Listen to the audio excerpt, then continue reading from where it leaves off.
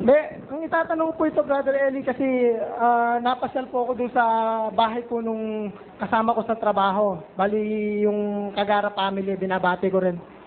Ang tinanong ko po kasi sa kanila na, nag-ano ko sa kanila na manood po sila sa inyo na panoorin po nila yung programa nyo. So, then nagsabi po sila na, ba't daw sila manonood? Nagmumura naman puro kayo. Ngayon, gusto ko po sana na mismo sa inyo manggaling yung paliwanag para po maintindihan nila kung bakit po kayo nagmumura sa TV. Kung pwede lang po. Unang-una, no? Pagkakain ka ng manok, kumakain ka ba ng manok eh? Opo. Ano ang pinakamasarap sa manok? Tinola ho para sa akin. Saka luto. Luto. Luto, ano? Yung party ng manok, ano paborito mo? Picho ho. Picho. Picho. Hindi ka marunong mamili.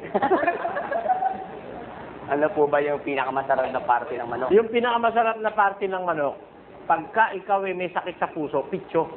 Sure. Aalisin mo pa yung balat. Pero pag wala kang sakit sa puso, ang masasarap na party ng manok, yung puwet, yung leeg, yung mga balon-balunan, yung ataya, ano masarap, ano, yung may mga kutkutin, ano, yun masarap talaga yun. Talagang yun ang sinasabi ng aking judgment, masarap yun. Ngayon, pag kinakain mo manok, ano ang tinatapon mo? Yung buto. Buto. Aha. Very good. Ano pa? Yung balahibo. Oo, tamo. Di ba? Ano pa? Tuka. Yung di ako kumakain na Yung tuka. Yung tuka at Tuka. yung kuko. Oh, yung kuko. O, kita mo. Tuka, kuko, balahibo, buto, at saka balok. Yung nakadikit sa balon-balunan, may balok yun eh. Sino ang gumawa ng manok? Ang Diyos ho. Ang Diyos. Doon sa ginawa ng Diyos, may tinatapong ka? Para sa akin wala.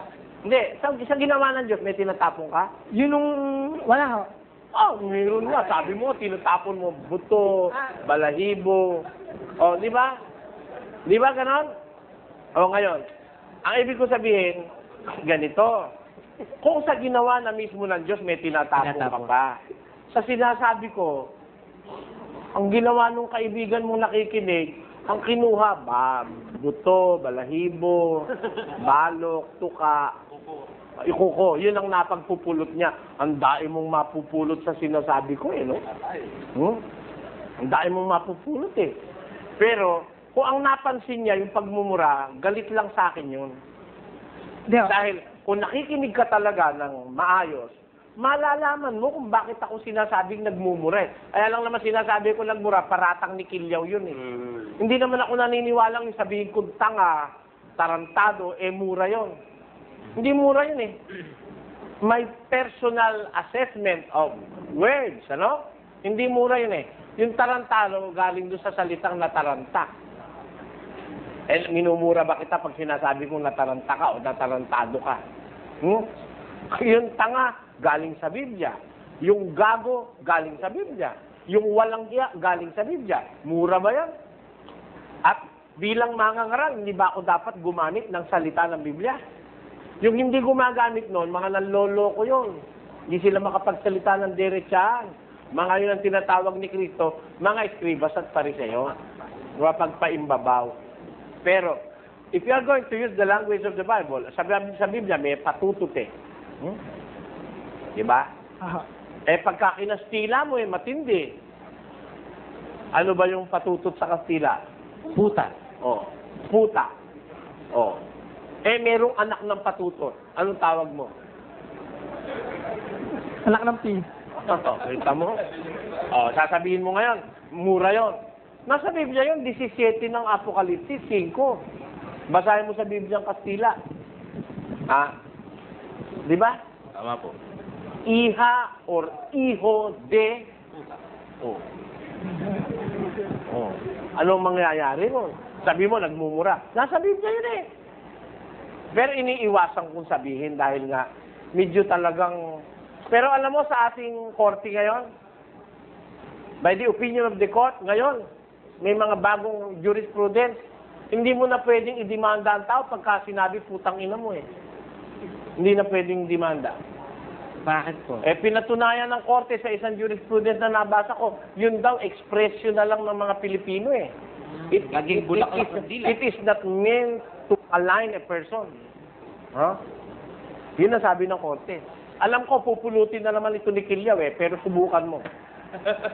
Baka ipagduktong-duktongin na naman kung saan-saan para palitawin tayong masama, no?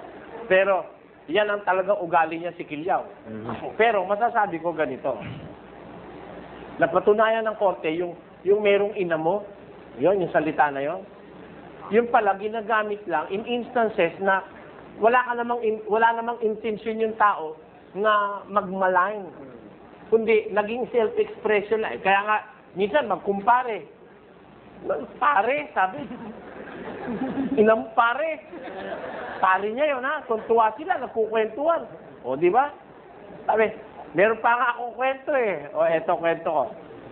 Pwede yung mayor nangangandidato, no? Samuel in Isabela. Yung mayor, nangangandidato siya. Meron siyang kalaban, sinisiraan siya. Maniniwala ba ikakay niya sa kalaban ko? Hindi ba bilang mayor, sino ika ang nagpagawa niyang tulay na yan? Sinabihan niya yung PI.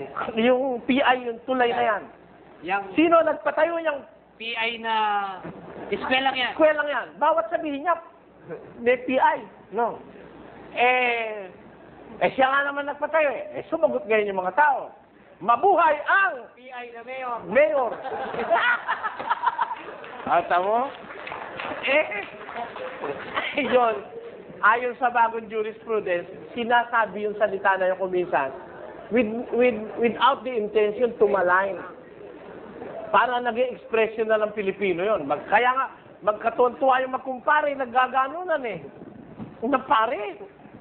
Pare, sabi. O, di ba? Ina mo pare, sabi. Tuwa eh. Nadali mo pare, sabi. Gano'n. O, tama? Pinakikita ko lang nasa intention kasi ng tao yan eh. Alam nyo, ginagamit ko yung salitang mga katarantaduhan. Sinasabi ko, mga katarantaduhan niya, katangahan niya, kawalangyaan niya, kagaguhan niya. Hindi to malign a person, but to speak the truth of that person. The truth regarding that person. Meron na talaga pastor na tarantado di ba? May pastor bang walangya? Wala. Meron. May pastor bang manluloko? Wala. May pastor bang gago? Wala. Ang daming gago dyan. Nasa TV pa nga, mga gago karamihan O ano gagawin mo? Tatawagin mo, reverendo, gago na nga, reverendo pa. Kaya, hindi ako nagmumura. I'm just telling the truth about them. As per my personal assessment based on the Bible. Maliliwanagan na po nila yan dahil... Maaari, siguro. Pero kung hindi pa sila maliwanagan, bahala na sila. Diligan ho yung galing.